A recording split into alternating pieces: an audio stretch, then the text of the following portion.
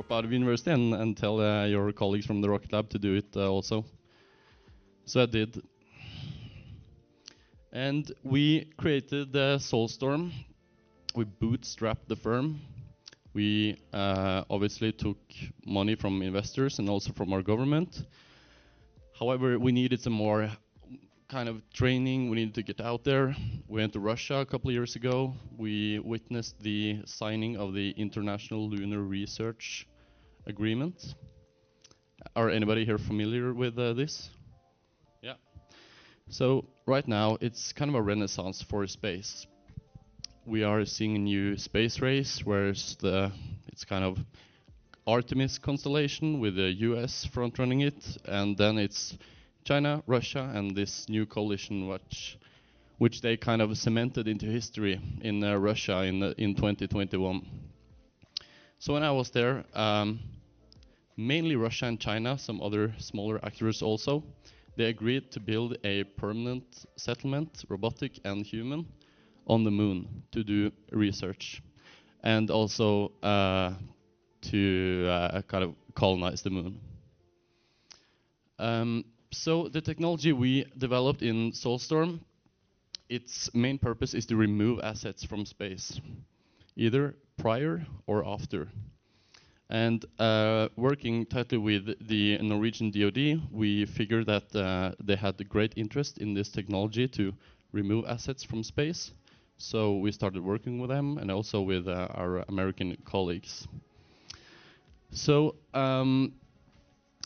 my space journey has been very exciting, and it's not over, but our firm got acquired this fall, and I've had the chance to have some great conversations with several of you here about other stuff, crypto and stablecoins. I've kind of ventured into this industry after we sold the firm. But I continue to work with obviously our partners and with the pretty big and strong space industry in Norway. The thing about space industry is that it's incredibly expensive, right? Here in Europe we have Arianespace, we have Airbus, and we have huge firms with thousands, sometimes tens of thousands of employees working as cogs in a big machinery, often on governmental directions and answering to government actors. But this is changing. The start of this change was in the early 2000s when NASA initiated the COTS program and said that we will no longer just build rockets, build spaceships, and do everything ourselves. We will set the direction, strategy, and goals, and it's up to the private industry to create the hardware and kind of take us there. This decision spawned SpaceX, it spawned Blue Origin, it spawned Rocket Plane Global. It also brought Chuck Lauer into the kind of greater new space, the early days of new space. And from 12 on, I will be joined by the great Matthias Spott, super talented investor, also space entrepreneur for many, many years. We will talk more about this. So the title of this talk is Space Defense, right? So what is space defense, and why do we need space defense? When talking about this, I often cut it into two. There's two main categories. It's defense for your assets, for adversary nations attacking your assets, and it's planetary defense.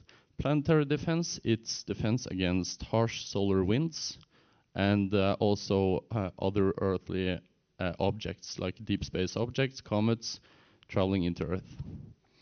We have for planetary defense, we have a pretty good kind of view over the horizon. We know that Earth will not be hit by any major comets in the foreseeable 100 years. So this is a smaller issue for the international community.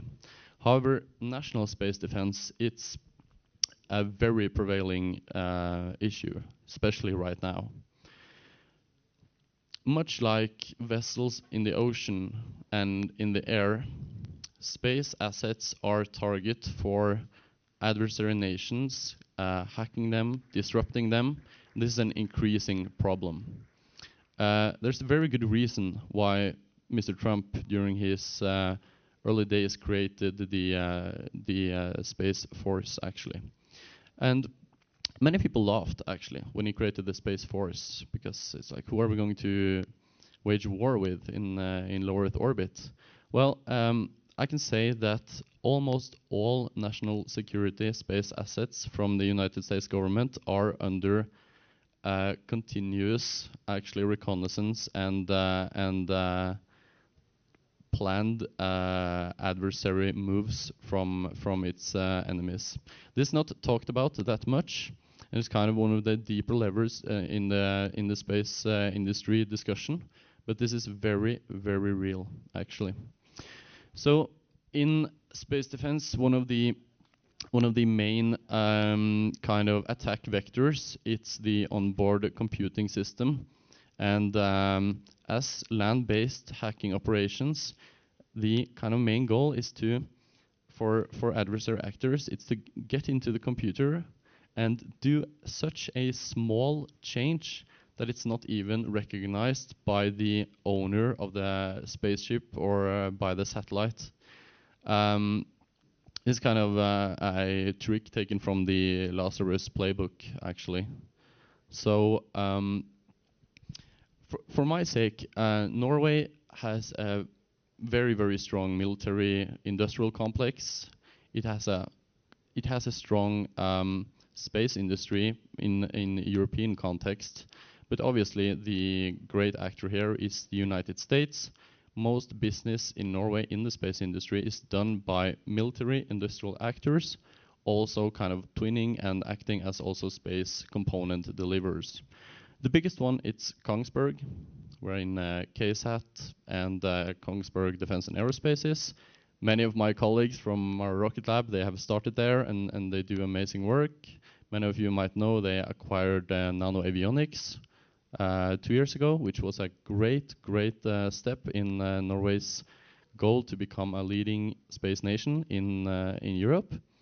But I can maybe hear from you guys in which countries kind of you come from, because surprisingly many nations have actually sent assets to space, both in the defense sector and in the defense kind of missions, but also in the private or also governmental and just civil missions. So, where are you from, sir?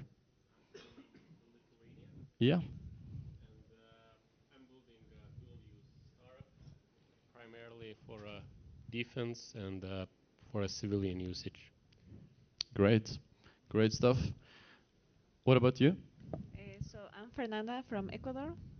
Yeah, I work at Up42, so a marketplace where we provide satellite data and drone data to other companies. Great stuff. What about you? Hi, my name is Laura Bechtold. I'm a professor for Foresight, and we are also doing some stuff in direction of tech and space. Good. Klaas from Germany. Well, I am involved in various things, defense tech. Good stuff. Yeah. Take a couple more. Barry from Fortius, based in London. We're actually in the Web3 space, and sorry for arriving right at the end of your session. No worries. Lennart from Munich, and new to that topic and really interested, so not involved in that topic yet, but maybe in the future. Great. So I'm Niels, also from Germany. I funded an NGO with which we are doing entrepreneurship education and supporting young people in Africa to start their own ventures. Great stuff. Especially in sustainability. Good stuff. Okay, we'll take some more later. Yeah, you said you work in dual use, and Mr. Musk, he have said this many times that the private space industry and the military industrial complex, it goes like this. It's because when you create advanced systems, transportation systems, and kind of this underlying architecture of moving stuff from one place to the other, you inevitably enable people to use it for national security and also for military purposes. And this is this actually a good thing. So, hi. So this is a good thing. I mean, for Norway's part, Norway have been kind of known as a peacekeeping nation, and Norway is that. But one of Norway's biggest export is actually advanced weapon systems. We have the NASAMS systems, and also many of you know Rheinmetall. They also put up shop in Norway. They're a German firm, but they put up shop in Norway recently, and also Nammo. It's a big actor in Norway. My kind of the guy who learned me rocket science. There was Dr. Onno van Bern, one of the greatest rocket scientists to ever live in Norway, and he lived and worked at Nammo in Raufoss. Thing about defense and dual-use technology and what have been seeing in the private sector is that often big firms are best tackled to do these big space missions and create huge architectures and huge rockets. However, in the defense industry, we kind of see this where firms that are they have great revenue already, they know what they're doing, and they have a good customer segment and loyal customers. It's often respective DoD departments and governmental agencies are their customers. They have actually not this same drive as fully private firms. There is a good reason why Arianespace takes longer time than fully privatized firms to create rockets. And many of you probably also saw 2 weeks ago, Blue Origin, they publicized pictures of the New Glenn rocket. Huge, beautiful rocket will also be an important contributor in national space defense missions for America and also for its allied nations, Norway also actually. And this goes also, of course, for the new SpaceX rockets.